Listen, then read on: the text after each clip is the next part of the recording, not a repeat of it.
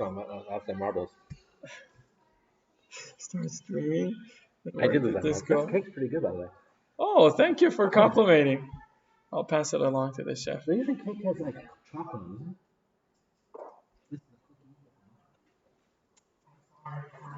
Am I online? Hey, anybody in there? Okay. So, I'm sorry that you guys couldn't all make it today. I'm just talking for the rabbi for a minute while he rests. He needs to rest for a minute. He's had a very hard day. So, I just wanted to talk about the cakes we have are really great. So you're missing them out. So more for me.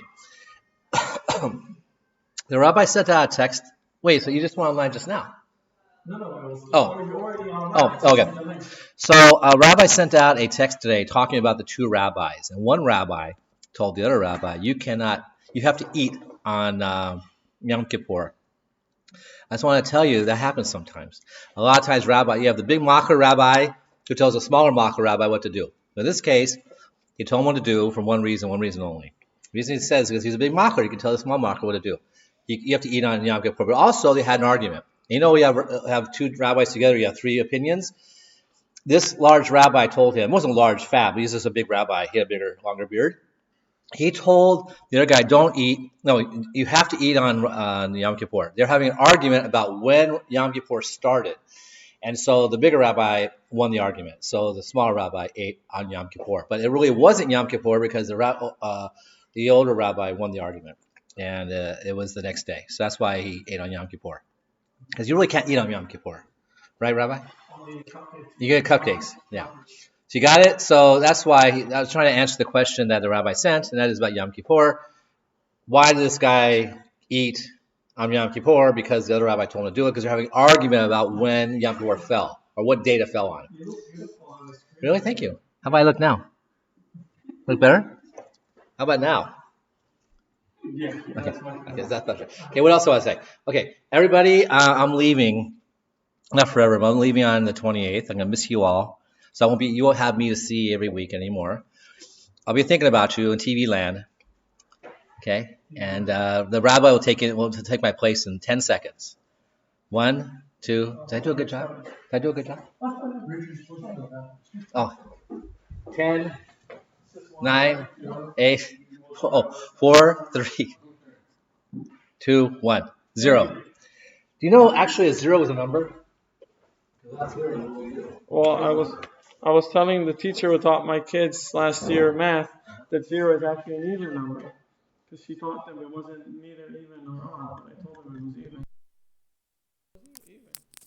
Yeah, because there's no remainder when you divide by 2, right? Okay. So you know a scenario where people live in Israel, and a lot of people, unlike United States, California, Richard, where people live in private houses, in Israel most people live in buildings. And my parents live on the 3rd floor of a building. And I remember when going to visit them, you go for Shabbos, and you climb 3 or 4 stories by foot because you can't use the elevator, of course, right?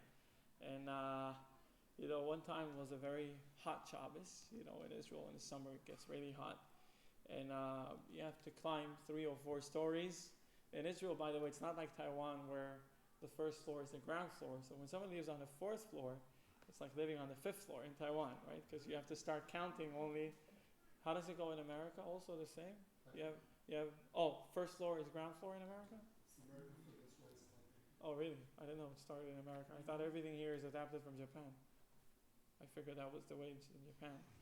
Anyways, so climbing 3-4 stories on a hot summer day, and of course you encounter a neighbor who says, you can't help but wonder, Shabbat is a day of rest, and that sure doesn't look like resting, climbing all these stairs to get home.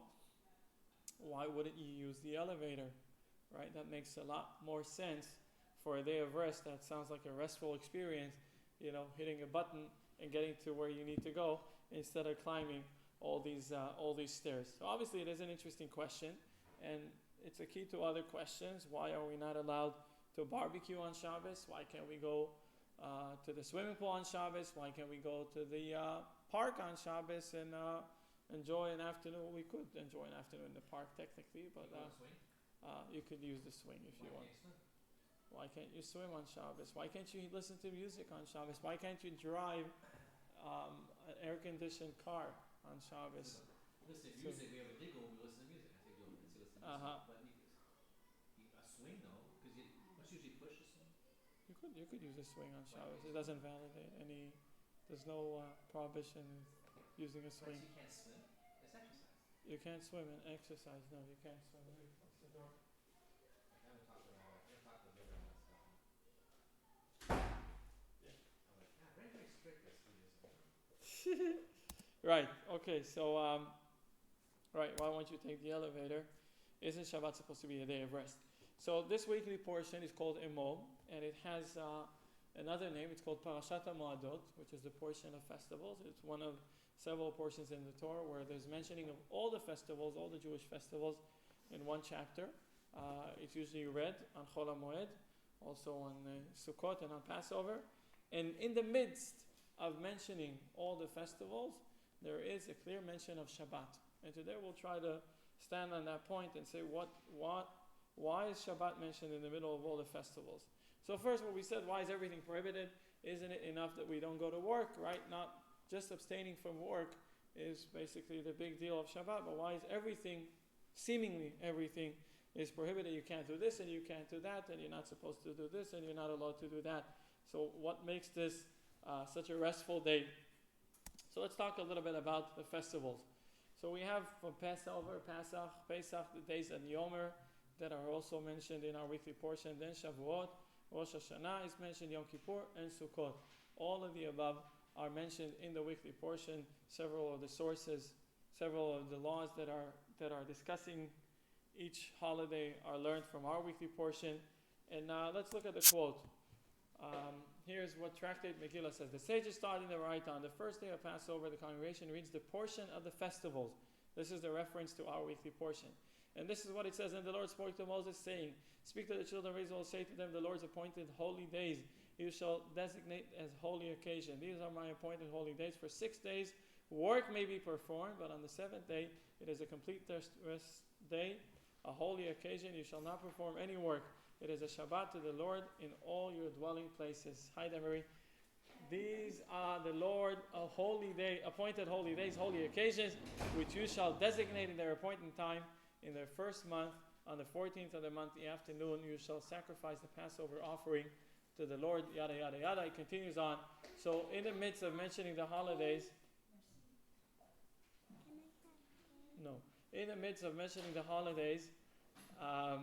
there's a clear mention, I emphasized it, of Shabbat, and apparently it's completely out of place. When we talk about Shabbat, there's many verses, many portions speaking about Shabbat.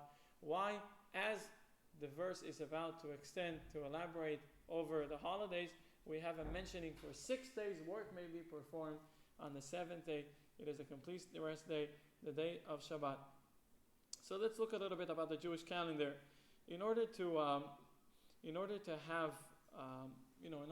a day-to-day normal order, people need calendars.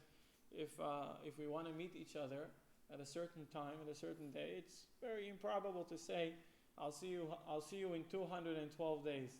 It's not such a common thing to say. You rather give a name of a month and a date in the month, right? The calendar. We spoke about it previously several times over the fact that the Gregorian calendar doesn't actually have to have 12 months. The distinction of 12 months is artificial. It's just made for comfort, whereas the lunar calendar, the one we use as Jewish people, has to have a cycle, the cycle of 30 days, where each month takes about 29 and a half days, and only then it is performed. Here's what Rashi says about what we just said. These are the Lord's appointed holy days, holy occasion you shall designate. In the earlier verse, Scripture is referring to the proclamation of a leap year, while here Scripture is referring to sanctifying the new month, which means designating which day is the first of the month. Based on the testimony of the sighting of the new moon, both of these designations, therefore, have bearing on the establishment of the festivals. So it turns out the festivals are actually dependent. Can you please go upstairs?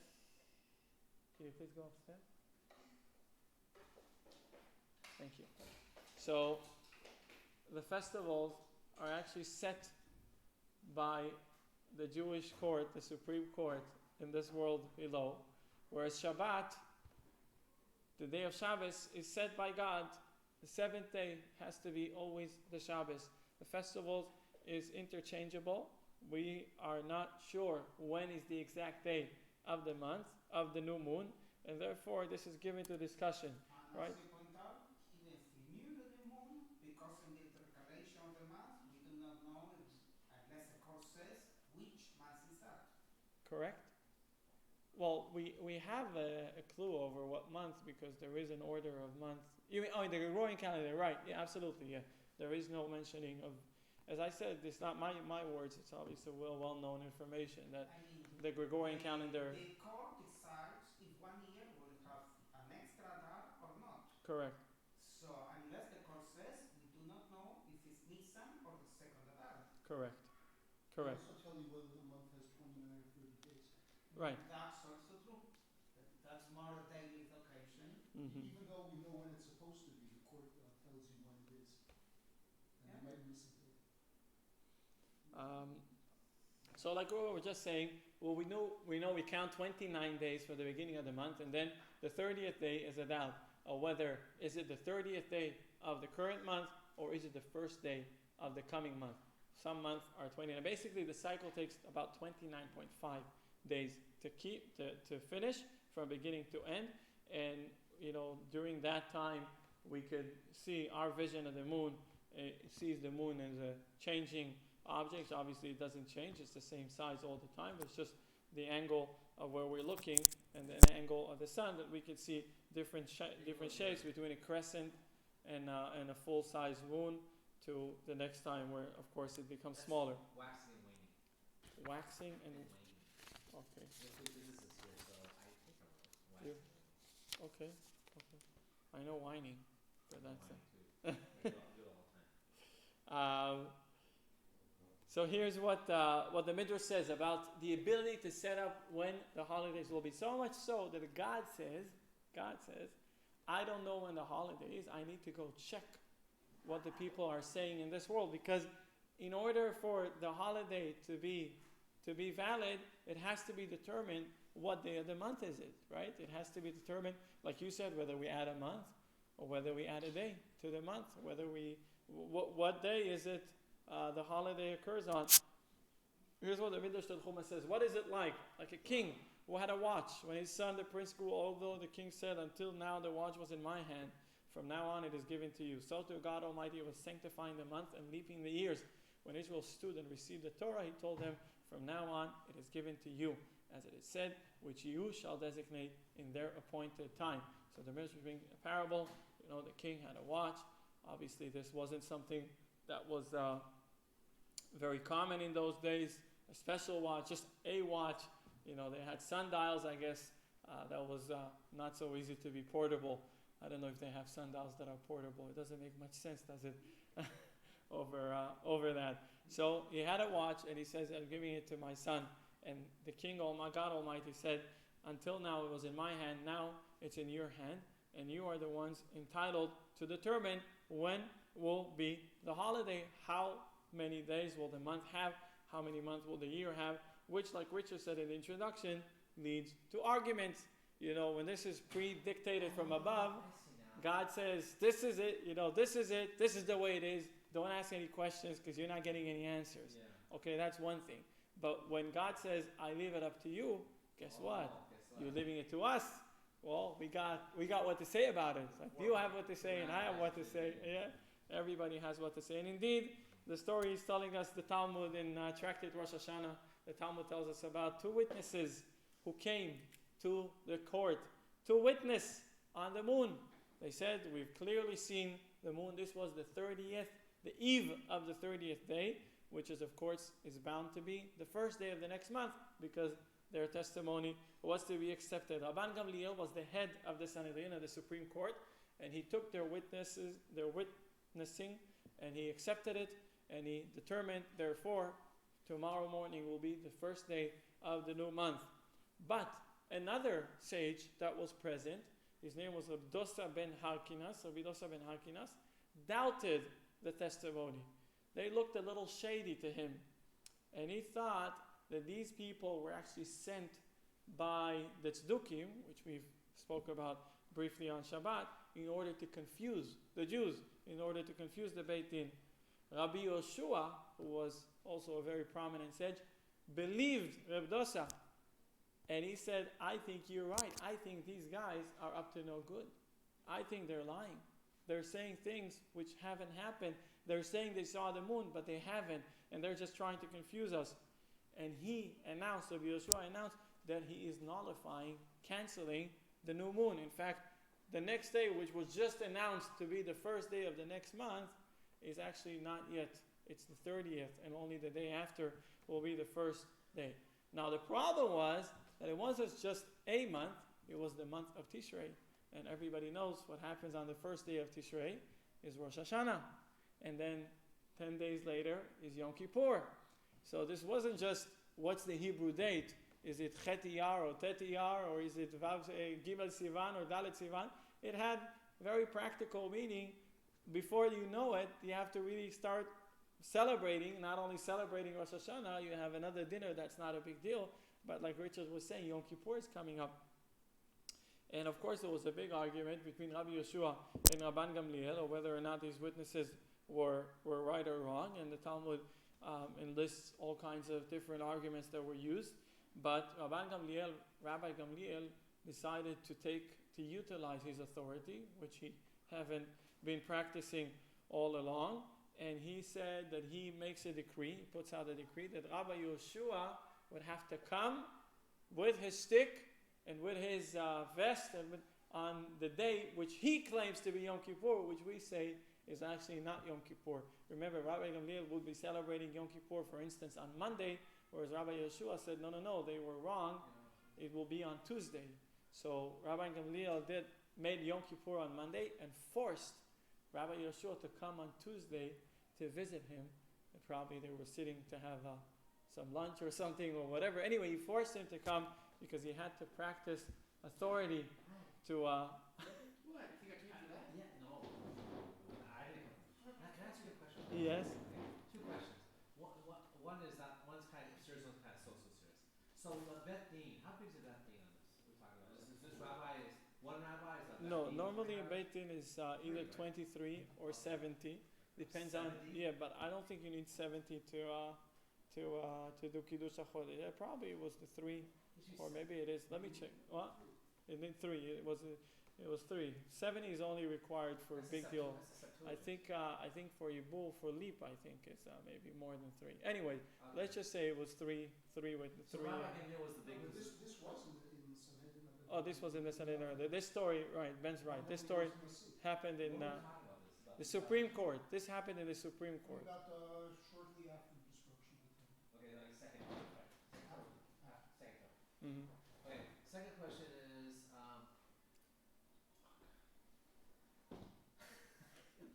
You've confused him. That's it. okay, the Bet Din, the second temple. There's a pretty good chance he was confused before I heard that. Okay, can you give me a minute? I'll continue. You continue, I'll come back. And if you need to stop me, stop me. So, Rabbi Yoshua, before going to Rabbi Gamliel, basically surrendering, consulted with Rabbi Akiva. Remember Rabbi Akiva? We spoke about him last week. We talked about his love for other people and his and Rabbi Akiva told him, "Eile moadei Hashem asher tikreu otam." These are the appointed rules, holidays which you will call. And he says, "Otam" means atem. Afilu ta'item, even if you were mistaken. In other words, even if you were right, these witnesses are up to no good. They're lying. But since it was ruled by the Supreme Court that this is the verdict, you must adhere to it. You cannot start your own school of thought. You can't start your own movement. You must adhere. There should be one authority. We only have one God, one Torah, and one authority. So even if you are persuaded that Rabbi Gamliel was mistaken and the testimony was not good, even the Sephardics didn't argue and say, wait, so you're wrong. The Sephardics will do it our way. Wait a second. Somebody's asking me a question. It's not Gogol. He's asking me. למה יש צורך בעדים? הרי גם יושבי הסנהדרין יכולים להסתכל למעלה ולראות אם יש ירח. He says, why do we need witnesses? Couldn't the Beit Din, the Supreme Court themselves, go out and see whether the moon is seen? So the answer to this question is because you cannot see from everywhere. You have people, Yerushalayim was not as urban as it is today, of course, but there's different, you know better, right? If you want to have observatory, you want to watch at the skies, there are places that are better than others, right? To have no obstructions, to see, right? Also today it's practiced, right? Not everywhere you could put a telescope and aim to the stars. Am I right? The moon is down low by the horizon. Right. So, Clear view of the right. horizon. So you need to have a view of the horizon. Yeah, not necessarily a If clear you're view in a up, but valley, you won't be able to see it. if you Trees. okay. Not supposed to see when they found that when they were. Yeah, clear view of the horizon is what required. Certainly, Rosh Chodesh is a moment of difficult visibility of the moon. Small angle to the sun, you see. Small angle to the sun. Okay, I'm so going with the physicist. okay, so Reuben says, I thought it was The horizon thing, as the other physicist says. okay.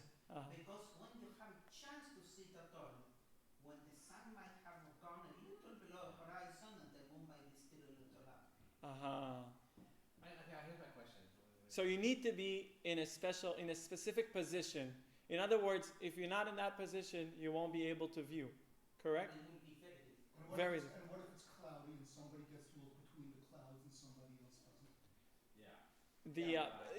This was the thing that it was never they tried to get as much as they could to 100%, but that's why the authority is given to the Beit Din, and once a resolution is made, everyone has to adhere to it. Yes, your question. Okay, this is a very good question. Okay. So when you think about Rosh I love your introduction to question. Yes. It's a very good question. Rosh Hashanah, 2 days. We have the diaspora is always 2 days.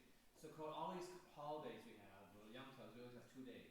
So why? And also even Rosh Chodesh is 2 days. Why don't we just do 2 days for Yom Kippur? So then everyone's happy. And just in case we're wrong, why don't we do that? Well, it's physically impossible to most people Not for you. to fast for 2 days straight. You know how it is at the end of Yom Kippur, you eat a little bit of cake and you say, I could have done 48 more hours, not a big deal. No, you can't. So physically it's impossible. Physically it's impossible. They have to compromise with something. It is a question on its own. Your question, it is a good question. By the way, it is a good question. Let me say, it's a good question.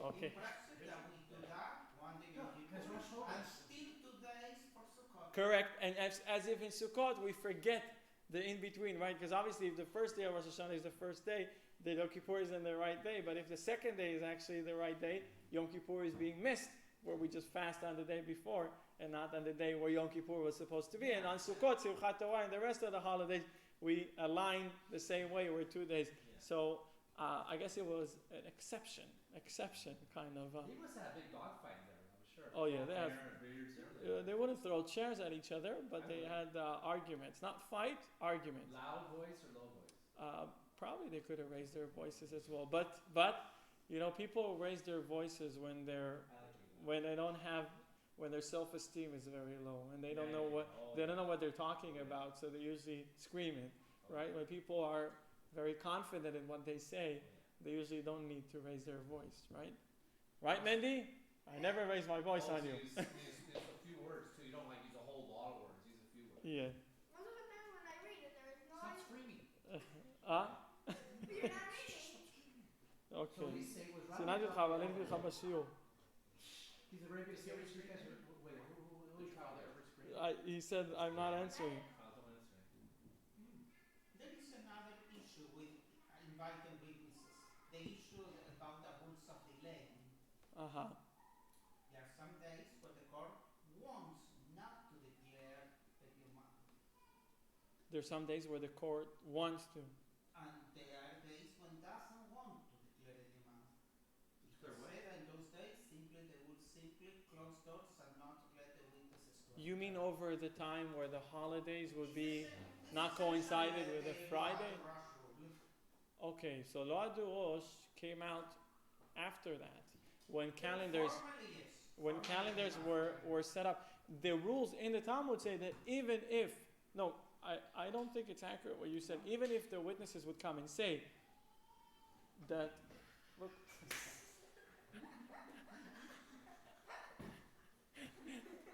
that the Rosh Hashanah would be on a Sunday. It would still be pushed to a Monday or to a Shabbat. I don't recall exactly the holiday, in order to avoid several things not to fall. For instance, Yom Kippur on a Friday and so on. Even if witnesses come, they don't sanctify Really, the authority. They accept the witnesses, but they don't sanctify the Right, the authority is still in the hands of Beit Din, and they follow their own. And they don't need to go do the circus of not accepting the witnesses. Yeah, they don't need to reject those witnesses. They would take their testimony, they would question them and find out whether they're saying the truth. And the conclusion would be that this has to be adequate with their rules and regulations, which are that, for instance, Yom Kippur would not be on a Friday. So until now we speak about the holidays. But let's talk a little bit about something we mentioned earlier. What is Shabbat doing in the middle of everything? Shabbat is mentioned in the middle of all the holidays. Why does Shabbat, designated by God, appear here amidst the festivals designated by Israel? As I said earlier, Shabbat is a day of rest designated by God. It doesn't matter whether you want to do Shabbat on a Tuesday or Richard is coming on Wednesday. You say, I'd like a Shabbat meal. It doesn't help anything. Shabbat is going to always be on Shabbat. In fact, the rules say that if somebody goes on a journey, a caravan in the desert, they have no calendar, no iPhone, no signal there, no Wi-Fi, no satellite phone. They don't know what day is it today. They're drunk. They're what's it called when there's too much sun on you? You don't know what's going on. So they actually need to count. Delirious. They need to count. They need to think. I of course did not leave on Shabbat, so they need to count the days since they left, and they don't remember, whether it's Tuesday, Wednesday, Thursday, and so on.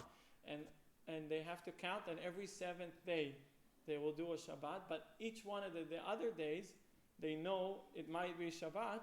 So they have to every day just do the minimal possible until they get to a place of settlement and they know what day is it today, right? Until they have to do the minimal possible. Anyway, it is a count. It's made by God. Shabbat is a day made by God, whereas all the other holidays are determined by us.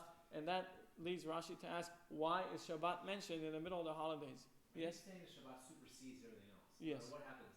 That supersedes everything. Correct. Yeah. But there are restaurants in Israel that serve Shabbat every day. Oh, okay. That's very confusing, I must say. It's a reason to move to Israel. Okay. I don't know. Cholent is not as high as it used to be. I got to tell you. So some things are more popular. You might call it Chamin. Chamin or tafina or whatever. Cholent is. It used to be a big peak moment in the Jewish Shabbat, but I guess there's some other replacements nowadays that are. I don't know. So here's what the Talmud is telling us in Tractate Psachim. Rava said, I found the elders of Pumbedita. You ever been to Pumbedita, Richard? Pumbedita? Yeah, no. It's a city. It's a street in Tel Aviv. It's a street in Tel Aviv, right? Next to Ichilov Hospital. That's where Yeshiva Chadash. My brother studied there. Yeah. Pumbedita? It's in Babylon, I guess. It's somewhere in It's nowhere. in Iraq. It's on the banks of the Tigris or something. Yeah. You can look it up on a map. Yeah, I found the elders of Pumbedita sitting and saying on Shabbat both in prayer and in Kiddush. Oh, I came out Idush. I'm sorry. It's supposed to be Kiddush. One recites, who sanctifies Shabbat on a festival both in prayer and Kiddush. Another Idush. One recites, maybe it's the Uda correction. Who sanctifies Israel in the seasons. The reason for that is that since Shabbat is established and permanent, which means it always occurs on the seventh day of the week, both in prayers and in Kiddush, another Idush. One should recite who sanctifies Shabbat. It is not necessary for Israel to sanctify Shabbat as it permanently sanctified by God. Conversely, with regards to festival, as it is Israel who established it, and the sages extra days to certain month and to establish years by what's that word? Intercalating them. One recites who sanctifies Israel in the seasons. We say on Shabbat, who sanctifies Shabbat, but we say Mekadesh Israel v'azmanim, because it's only our ability to determine these days. I say our, not necessarily myself, but people. It's a bad translation. What's Idush? That's Idush is more bothersome to me. Yeah. Oh, thank you. Anyway, coming back to our question. Yeah, probably the K was missing. And let's look at Shabbat versus Yom Tov. What's the difference between the two? I'll do. Shabbat. No, the people. Shabbat sanctified by God. I know. Oh, there's so many jokes today here, No, Richard. I know, It's in it's your not honor. joke, it's not joke, it's real. It's in your honor. Yeah. Shabbat is sanctified by God. God told us to do it, okay? But Yom Tov is like humans to do that. Right. We did it. What about the second thing? Would you read the second thing? Shabbat is commanded both with refrain from working and with resting, while Yom Tov is only with resting.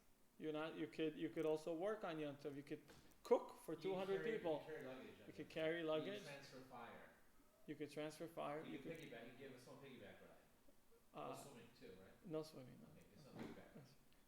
You're pushing it. You're pushing it. What about the third thing? Oh, on Shabbat, one is instructed to refrain from any work, while on Yom Tov, one is allowed to engage in matters that are required in order to prepare food. And number 4 is at the end of Shabbat, we sniff something with good smell as our soul misses the Shabbat. While on Yom Tov, this is not practiced because we have we call it Besamim. No, we call it Havdalah. Havdalah. Yeah. Havdalah. Now, you sniff it for what reason? yeah, you sniff something, you know. Behind your ears. It's good you say something because Jay was carrying away with his imagination. It says sniff something, something. Something, right, it's something. Okay, so these are the main there's obviously more distinctions between Shabbat, Havdalah, Havdalah. There's also Havdalah after Yom Tov, but that doesn't require fire and the good smell. It's only with wine. So this distinction helps us to understand a bit about what's the difference. Why is it so? So obviously these things are not just for individual things, but each one of them is coming from the same point, from the same idea. Shabbat is a day that's sanctified by God, and that's why we need to rest. Not only should you just refrain from work, but need to rest. And this means resting completely, meaning refraining from any type of work. And because our soul elevates itself in the day of Shabbat, and so we'll read a little story, an interesting story about people who took it literally, about elevating in the end on Shabbat. That's why we take something good smell to distract when the soul leaves the body, the extra soul that comes. Whereas Yom Tov is sanctified by us, and that's why we're commanded just to rest, not to, we could rest of course, but we can also make some work with regards to cooking and baking and so on. And also we don't elevate to the same level. That's why we don't need to have the good smell at the end of Shabbat.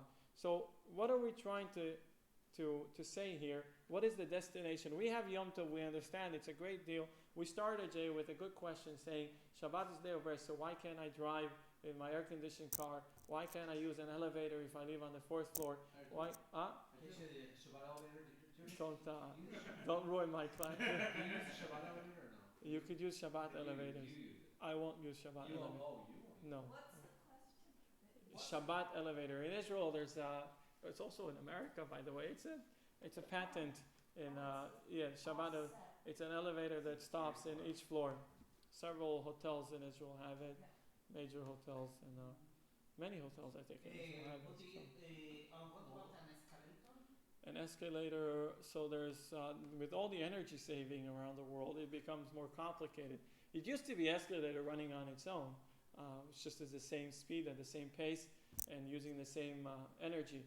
But now with power saving everywhere, most new escalators that are built would have a power saving mode, where 1 or 2 or 3 people would have less energy than 25 people going on the escalator. So the energy saving mode is great for the environment, but for Shabbat it's less great, because that means that every other person that goes on it does some action with regards to the weight, and therefore it needs to make more effort to use it. Quick question. So my friend went into a hotel. He's on the 25th floor on Shabbat. So him and his daughter go in the elevator on the lobby, and they stand there, waiting, hoping that someone will push the button to the 20th floor, something closer. Right? Closer, right. And they're standing there, looking like, "Are you guys okay? Yeah, we're fine." Because you can't say anything to the person. Right. So that's something you would do. I wouldn't. You just do 25. I would just take the stairs. Yeah, I've done more than 25. That's why you're so handsome and so thin. Thank you. You're so kind. Thank you. Because you always take the stairs. No, I I live on a ground floor. Isn't that cool? If you haven't noticed, I've lived on a ground floor for 8 years. For 8 years now. So no stairs for me. Anyway, let's dedicate a little more thought to Shabbat. And this is what we just said about our rest. It's not about our rest more, it's about God's rest. And let's look what our sources say. Here, I stressed in red color several quotes from the Torah. On the 6 days of creation, God completed the seventh day of his work that he did, and he abstained on the seventh day from his work that he did. That's one. Another one. During the giving of the Torah, we have another quote. For in 6 days the Lord made the heaven and earth, the sea, and all that is in them, and he rested on the seventh day. Therefore the Lord blessed the Shabbat day and sanctified it. On Parsha Kitisa we have between me and the children, Ot Hi, between me and the children of Israel is forever a sign that in 6 days the Lord created heaven and earth, and on the seventh day he ceased and rested. Rashi says on the word Vayinafash, we say it every week in the Kiddush, Vayinafash, as the Targum Onkelos renders, Venach, and rested. Now every expression of nofesh, rest, is an expression of nefesh, soul. For one regains one's soul and one's breath when one rests from the toil of work. We're having bad days. It's not saying that God regained his soul. It appears to be this whole concept of rest, which we could identify with as human beings, as finite creatures which have finite energy, appears to apply to God. God saying, I have rested, you should rest too. And that brings a question you're asking very logically, what does it mean God needs to rest? Since when does God have finite energy or anything finite? And we say about resting also with the word nefesh, soul, which means sometimes, after a big effort, you need a few minutes not only to ease your muscles, to strengthen your breath, but also as a mental relaxation. A lot of people after a stress time at work would want to take a weekend off, right? Would like to do something different, something special. Not necessarily to have your muscles and your brain rest, but your whole being would be in a state of relaxation mode, right? A lot of people in Taiwan are constantly in relaxation mode, not looking at you, nothing to do with you. Let me close the door. Rabbi, it's interesting you should say that, because I find that you work harder on Shabbat than you work right from Monday to... Yeah, there is something to it, indeed.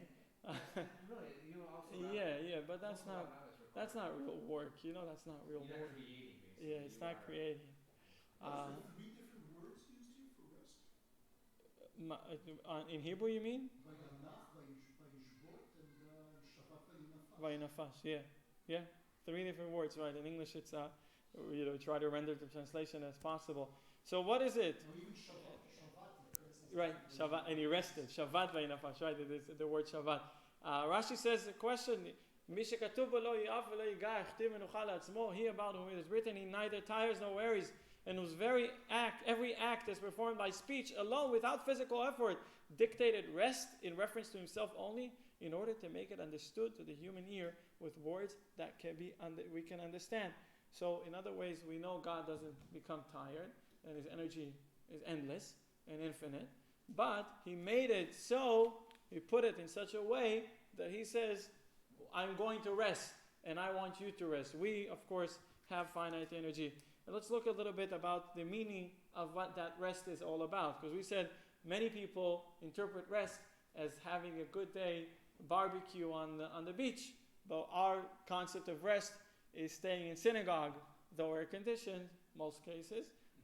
But staying in synagogue and refraining, taking the stairs and walking to shul instead of driving to shul. That's our concept of rest. Where does that correlate? How does that come together with resting, which appears to be not so much as resting?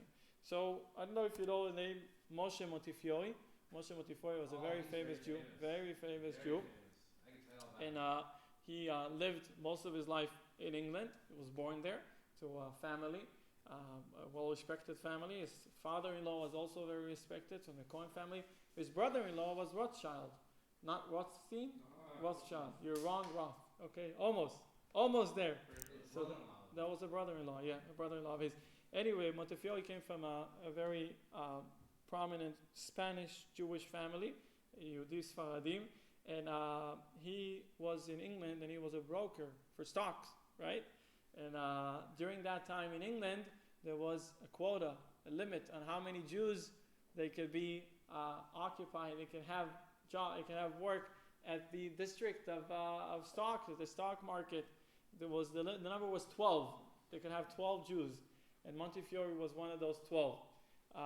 Montefiore initially was not a religious Jew, but following his visits to Israel, I studied that from Wikipedia today, which we spoke about Shabbat, and we don't know whether information in Wikipedia is biased or not, but I'm assuming information from 1847, not necessarily biased, right? I wouldn't read politics out of Wikipedia, but I hope historical facts or somewhat are accurate. Anyway, in his early age, he wasn't particularly religious and observant, but his often visits to Israel, he had 7 or 8 visits to Israel, made him closer to God, made him closer to the tradition and to the religion. He was always a very proud Jew, but also it made him behave as a Jew, as an observant Jew, and he kept Shabbat. He kept Shabbat while being a stockbroker in the London district of stocks. And the one rule that he always followed about keeping Shabbat was not working on Shabbat. I think it was even before the days he was fully religious, he never worked on Shabbat. And the story goes where all the people in London knew, the people at the stock exchange, that Montefiore is unreachable during Shabbat, from Friday afternoon, from sunset until Saturday nightfall, unreachable. One time he was sitting with his wife on a Shabbat meal and singing Shabbat songs and knocking at the door, and a messenger walks in and he has an envelope, and he says that the Lord, not our Lord, but in England, lords are different than what we say Lord as Hashem. Anyway, a big Lord calls you, summons you for a very big business that he wants to do. Montefiore said to him politely that he's incapable of accepting the invitation because now is Shabbat and he's not dealing with anything physical. He cannot turn his head to matters of trade. An hour, and he walks him out of the room, and he leaves. An hour later, the guy comes back with an envelope saying, the Lord, again, not our Lord, his Lord, sent an envelope and he asked you to read the letter at least. Montefiore says, I'm not interested. So the messenger opens up the letter and reads it to him because he's not reading. It was a seal. You can't open a seal on this. Anyway, he opens the seal and the letter says that this fellow, this rich, wealthy, super wealthy guy, says that he wants to get Montefiore for a big business that he has to do, and it's a timely matter.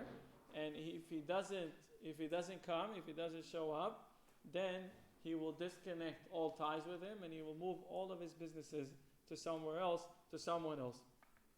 Montefiore did not get all excited like you would, or I would, and he says, please convey the following to your master. I appreciate the trust that he has in me, but my faith is over everything, and God had commanded us, the Jewish people, to let go of all the secular matters and all the physical matters for 24 hours. During that time, I am not in the same world as you and your master are. I'm in a different world, in a world of holiness, in a world of spirituality, and I'm not willing to give that up for any money in the world. On Sunday morning, and he left. On Sunday morning, the same messenger arrives to the door, and he's asking Montefiore to come to that minister, to that fellow. And Montefiore, of course, greeted him with a smile. He said, of course, now it's okay. I could come with you.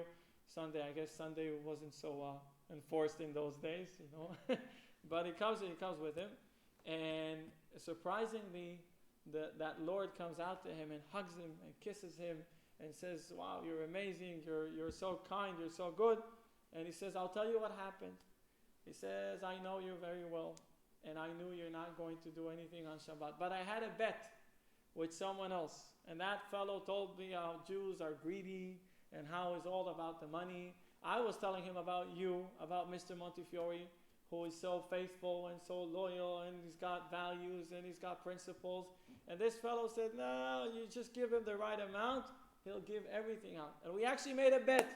I said, there's no chance in the world that you will make it. And actually, through you, I gained a lot of money because I won the bet. I knew I'm not going to lose. So it wasn't a lie. It was a big business on stake. But the result, the business was that he won't come, right? the big business. I'm summoning you. I want you to come, but the big business. So because of you, I actually made a lot of money winning the bet. Yes. Can I say something? Okay, Yes. I'll say it slowly, right?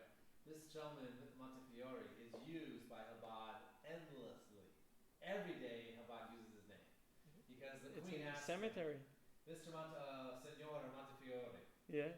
so what's going on? You've given, how much money do you have? He says, the only money I have is money I gave away to Jewish causes. Yeah, so they've calculated at that day $30 million. Really? So yeah, that's what he says. That the only money I own is what I gave away. She goes, and that's how he looks at it. So every Chabad rabbi. I didn't know it was a quote of his. I knew the quote. I didn't know it was of his. Oh, it's really annoying too because this is what every Chabad person. Did you know that Montefiore gave $30 million away? And that was the value he's talking. I'm like, get out of my face. Get away from me. You're hanging around the wrong. The jeweler.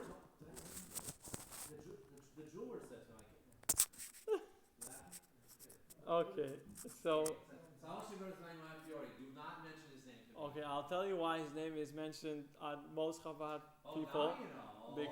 Because the Queen's Cemetery, where the Rebbe's resting place, is called the Montefiore Cemetery. So then a lot of people would refer that as Montefiore. Where is someone buried in Montefiore? So then also there's many places in Yerushalayim. There's Kiryat Moshe, Nachalat Moshe, Zichron Moshe. All of these are neighborhoods in the name of Montefiore. Mountain? These mountain? I do not know the origin, but if I take a little, it will be Mount of Flower. Mount of Flower? Mount Flower. Uh-huh. It sounds it's very Yeah, not similar. Flower Mountain. It's Italian, yes. Okay. Flower Mountain. It's like Huashan. Flower Mountain. Right? Is it Huashan? Okay.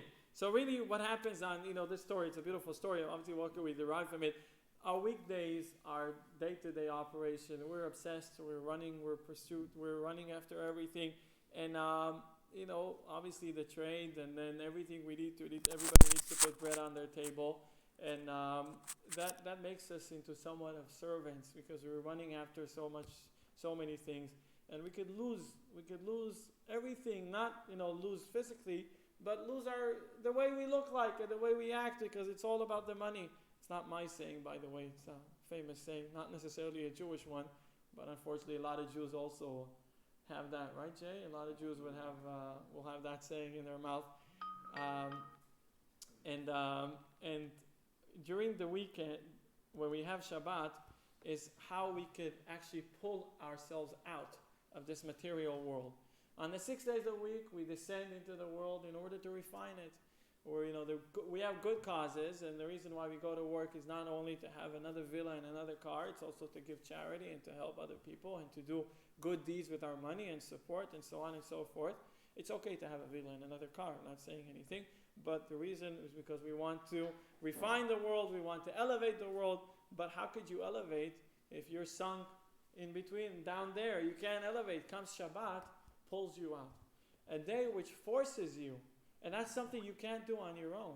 If somebody takes a resolution, from now on, every Tuesday, I'm not going to take phone calls, I'm not going to answer emails, I'm not going to do this, that. People think the guy's crazy, right? People, what's wrong with you? Second, it won't last for too long. You can't force it on yourself from yourself. But if it comes from God, if it's divine, if it's God's message, there's no playing around with it. There's no messing around. It's not me, it's God. What was the story with Montefiore? Why did that individual, that Lord, was certain that he's going to win the bet? Because Montefiore had values. And he, I once was in Cyprus when I was younger. We did a Chabad house there. Cyprus is very close to Israel. It's 40 minutes by plane. And a lot of people go out there before the military service. Young kids, 17, 18, they go out for partying. And to Chabad house, of course, they come to Chabad house. Yeah, they go to Chabad.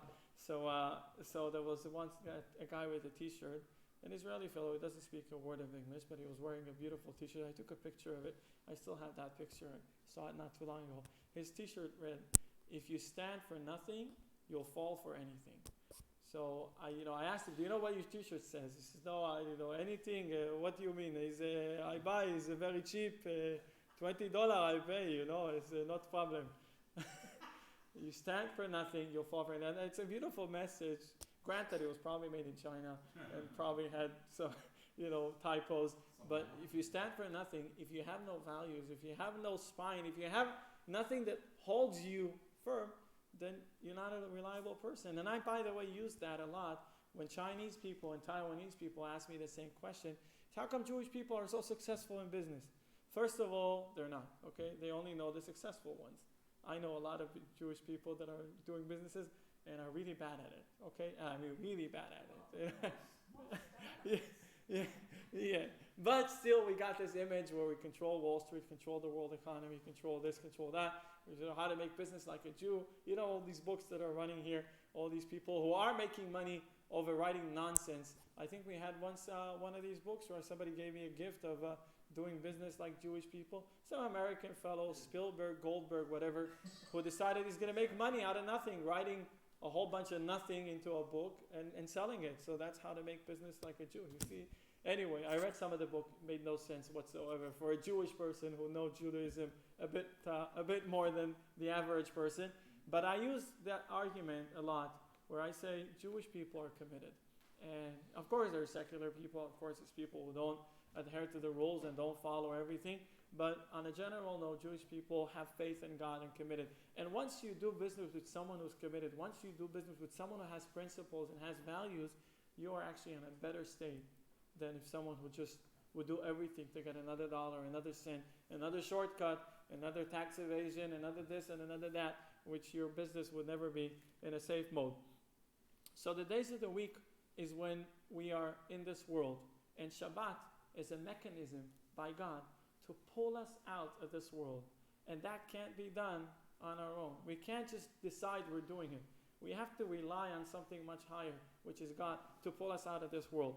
And the Rebbe explains that on Shabbat, a Jew is like a guest. On the day of Shabbat, the person is like a guest in this world. And this helps that also during the week, one is elevated. And even when immersed in materialistic matters, he is not sunk in it completely. Would you imagine, there's a story about two brothers who grew up in Russia. And, pogroms and everything that happened. One of them was smart enough to run away. And he ran away and he went to America, promised land, the golden Medina, there's gold on the floor. You just have to, bend down and pick it up. Well, he got to America. It was a good time. And he, did some business and he became rich. A Jewish guy. I gave with 2 nickels and now I'm rich. That famous Jewish story. Anyways, brother stayed in Russia. Fortunately, he survived. And it was time for him to marry off his children. So, everybody wants that rich uncle from America. This guy actually had a rich brother in America. He buys a ticket to the boat and he sails to America out of hope that his rich brother would assist him, would give him money to support him. So he stayed 2 weeks in the brother's house. Of course, the brother greeted him and invited him and gave him a nice guest room on the second floor right next to the wall, right on the second floor. But the brother was very busy. The rich brother was very busy in his business. And he wasn't really with his brother. He wasn't really with his guest. He was running around, buying and selling and talking and having conference calls, not calls, but conference meetings and so on and so forth. And the brother who was not very rich, the one who came from Russia, couldn't take it any longer. So he walked into his study while he was busy writing and doing all of his accounting.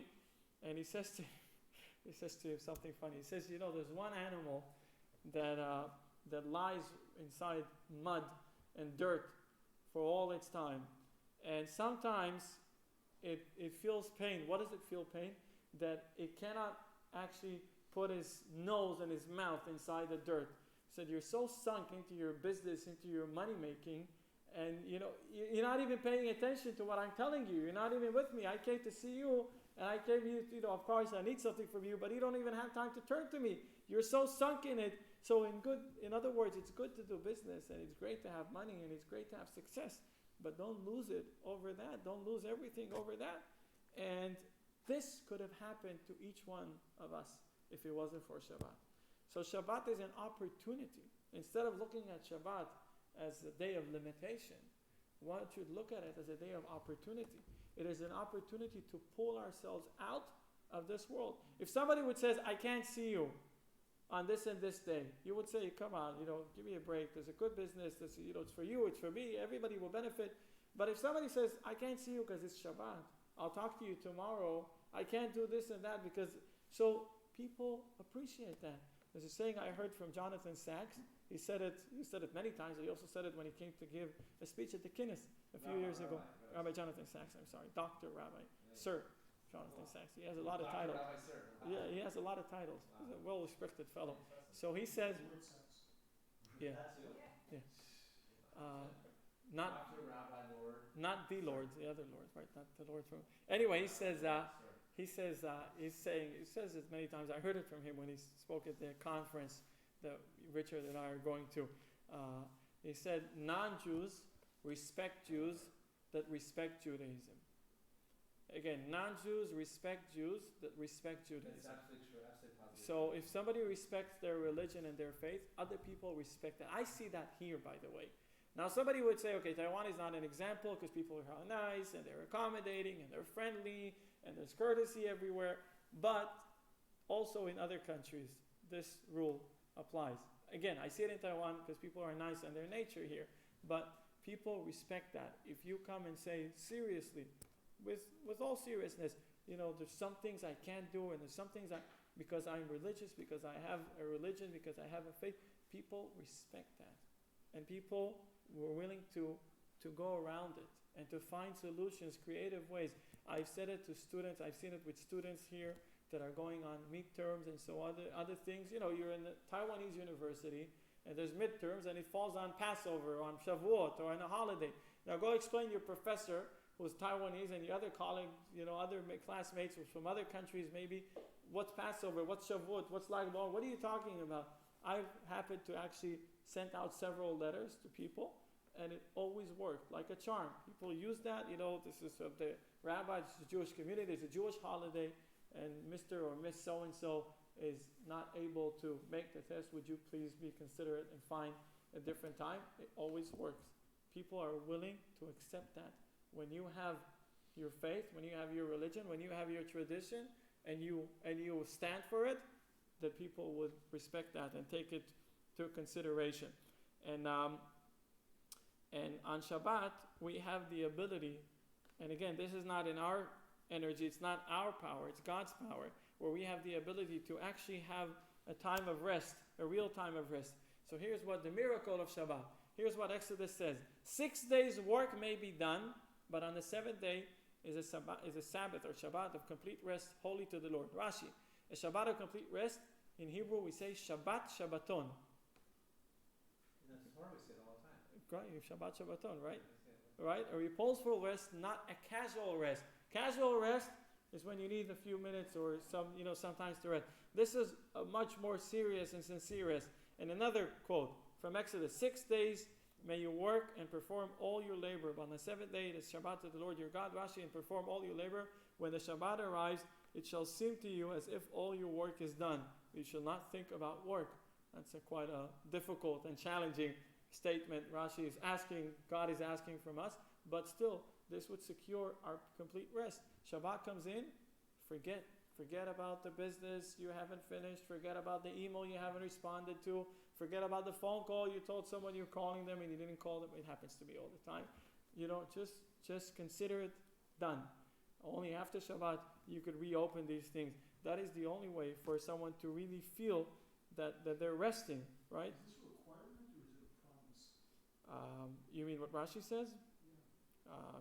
Probably a requirement. It's I was thinking it was a promise. it's a promise. Yeah. What if you really keep Shabbat? Comes around, you really keep Shabbat. You forget about all the work. Other things all You fade forget away. It's all done. Does it work? Huh? Does it work? Yeah, it does. Once you get into the habit. Yeah, okay. No? I mean, I could obviously consent to it. I just, No, when the candles get lit, don't you automatically feel, okay, that's that? yeah, there is something where you're trained. For instance, on Shabbat, I would not reach out my hand to the light switch. Yeah. Without even thinking, oh, wait, it's Shabbat, I should have, there's something but that's, a result of habit and training and so on. But something, there's a switch. Your mind also gets into the habit. Yeah, I agree. I was writing off the week. Yeah, I agree. That's yeah. So you say more. It's more promise than a requirement. I can see what you're saying. So if you do it right, then things just fade away, and your mind is vacant to really focus on what Are matters. we reading Exodus this week? No, we were in Leviticus this week. This is Exodus 31. Yeah. These are quotes with regards to But Shabbat. Rashi comes up with a Shabbaton, but it's in the Torah. So he's taking that and translating it. You know, it's Shabbat Shabbaton. It's just the translation. It's called Shabbat of complete rest. That's the Shabbaton means complete rest. no. That's the English translation. But like Ruben and I were saying on Shabbat, it's very difficult to translate without interpretation. So if you were to write Shabbat Shabbaton in the English translation, nobody would really get what it is. So they wrote Shabbat of complete rest. So that's one way of writing it. I guess the brown Chumash and the blue Chumash would have also distinction between the two. What would be, if I wanted to translate, even if keeping the mystery, maybe the most Shabbat, the Shabbatist. The Shabbat of Shabbats, or yeah, I don't know how you could. Is the word Shabbat Shabbaton? How do you translate that in English? Really, there's no translation. And let's look at what we spoke about the Havdalah, right? We said about the Havdalah. That's the difference between the two things. That's the stoning salt for them. Right. That's the Besabiri. The Rebbe explains the resting on the day of Shabbat is such that one changes completely his mental state to relaxation mode. This could be tested. If a person will decide to have a different day of the week to rest completely in, it will not have the same effect as Shabbat has. Since Shabbat is a day given by God, a day in which He rested on, this day is no longer the same, and that affects each and every one of us. This explains why in Yom Tov there is no extra soul, as this novelty is not to be found on a regular holy day. It also explains why at the end of Yom Tov there is no need to smell the besamim, since there's no extra soul that departs. So basically, because Yom Tov is not dependent on God, it depends on us. As we said, the argument, is it now the new moon? Is it tomorrow? Is it today? We are the ones to determine the Yom Tov. Then we don't have that special force from God. And that's why we're not completely separated on Yom Tov from this world. We still could cook. I say we could cook, but the reality is we need to cook, right? On Shabbat, you can't. You have to do everything in advance. One of the reasons why all these prohibitions are in place is for you to do everything before Shabbat, so you could really have a restful day. If this day, I'll soon read to you a quote from one of the Israeli newspapers, which was written not by a religious fellow. You could see the difference between a Shabbat observed and the Shabbat as perceived in the regular secular world, especially in Israel. So what happened is, and that because we are the ones to determine when the holidays are, then the holidays are not as meaningful. But because Shabbat is predetermined by God, then that gives Shabbat the ability to pull us out, literally to pull us out, to uplift us, we say to really disconnect us, time for 24 hours indeed, but completely disconnect us. Like Ben was saying, it's a promise. If you follow these rules, you are actually vacant. Your head is sorted out where everything else is not disturbing you, and you're able to focus in what really matters in the day of Shabbat.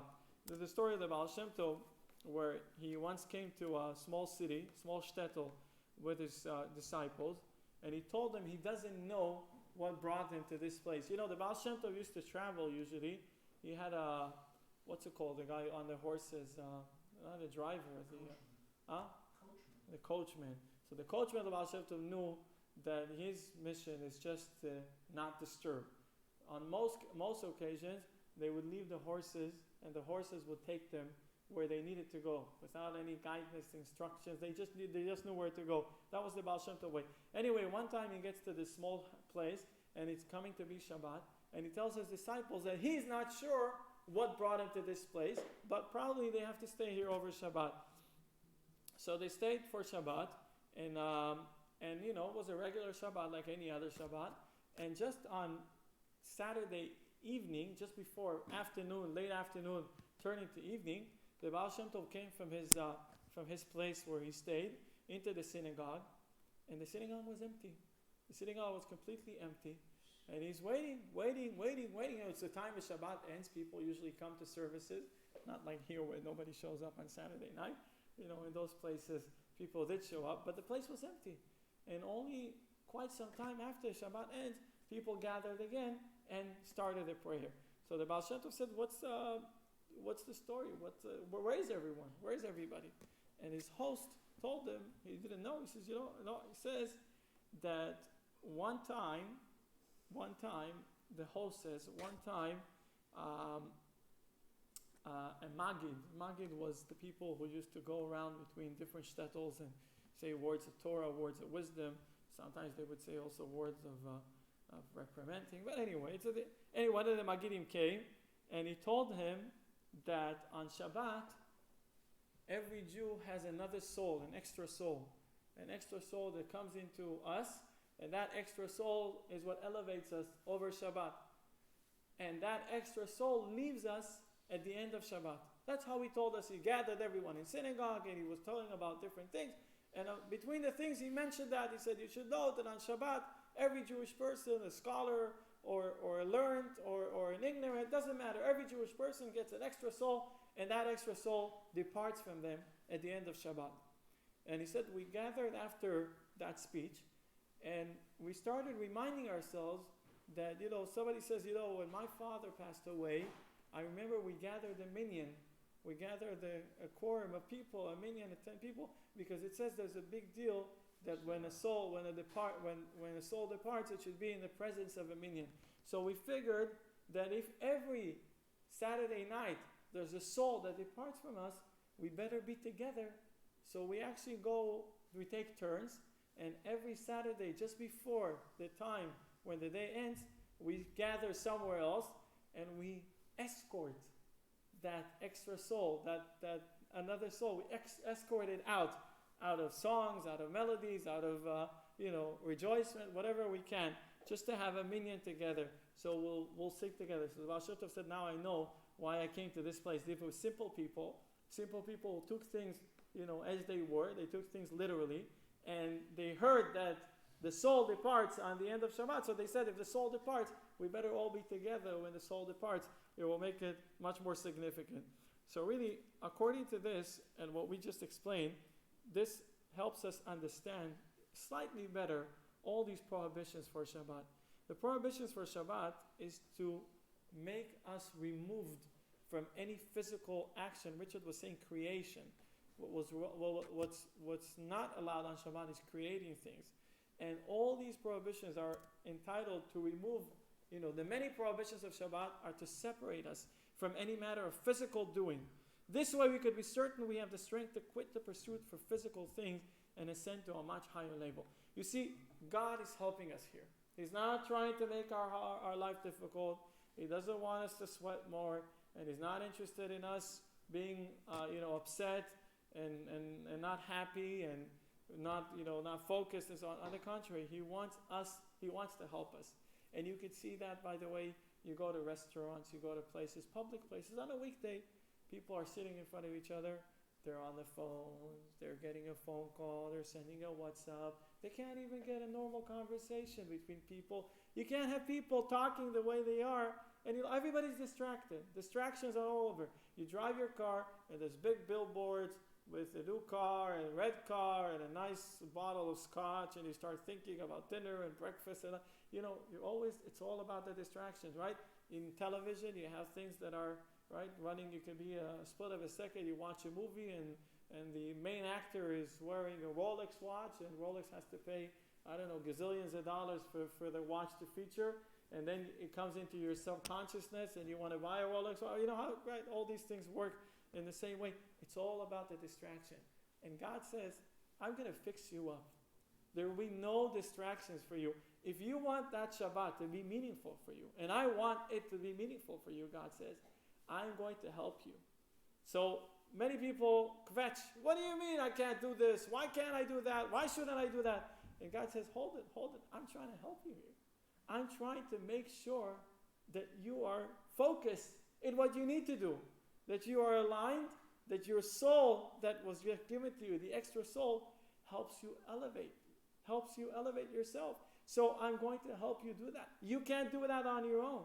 You won't be able to make all these rules by yourself and say, okay, today I'm going to refrain from this, and I'll try to refrain from that, and I'll do an effort maybe here, and I'll see if that works out, and I don't know about this one. God says, no. The rules are given to you. And the rules are one set of rules. It's a big set of rules, but the rules are there.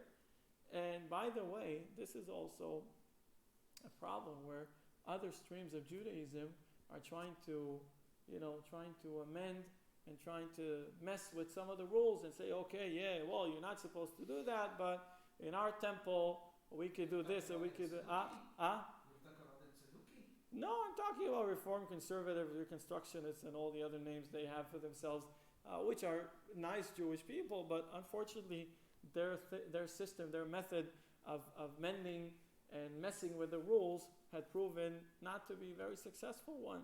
So I remember as a child in Israel, we were watching once the news. This was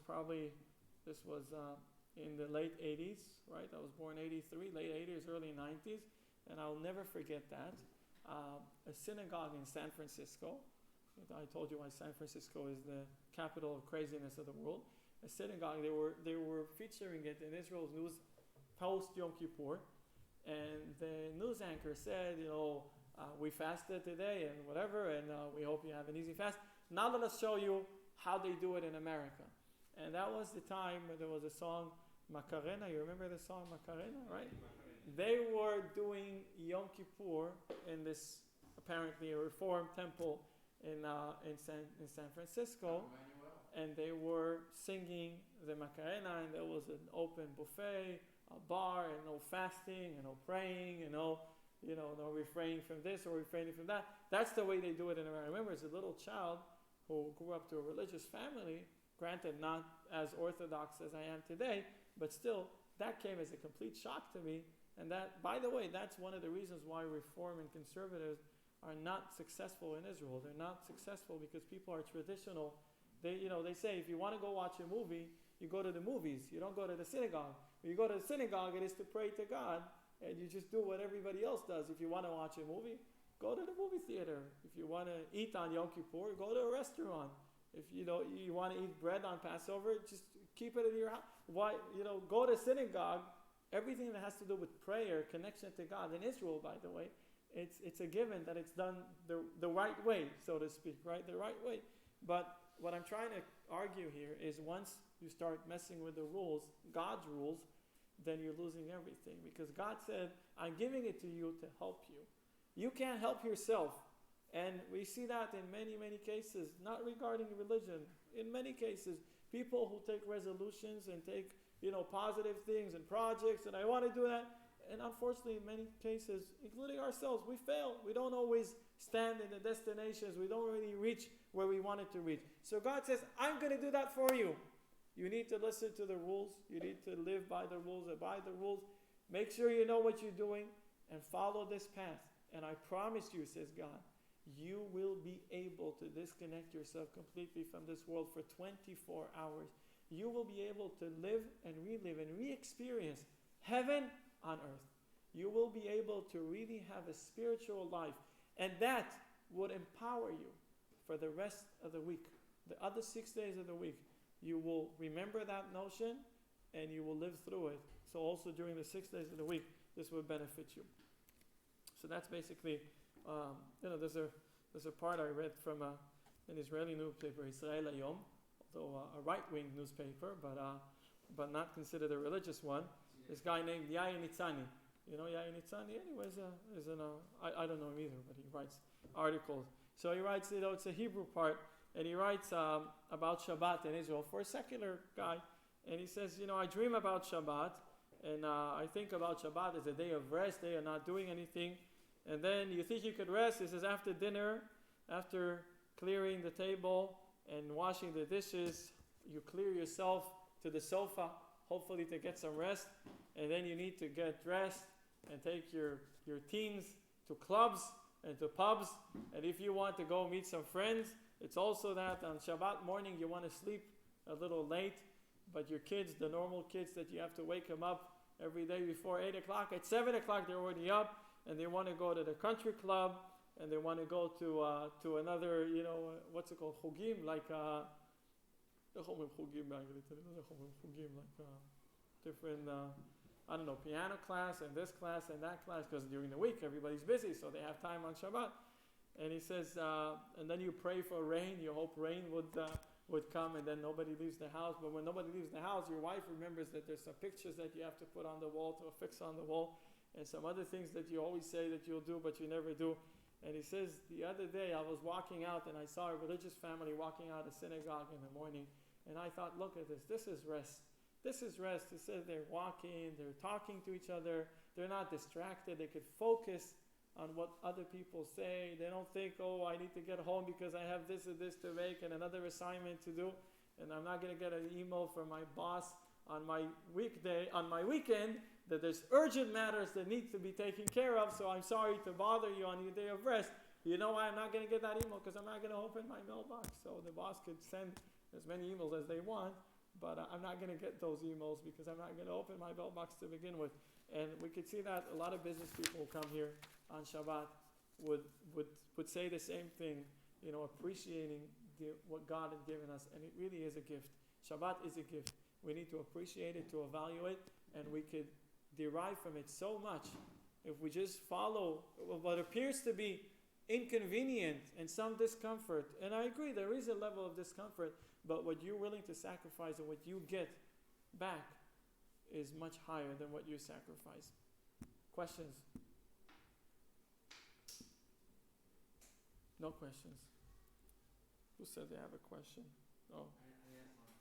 you asked the question, okay. Stops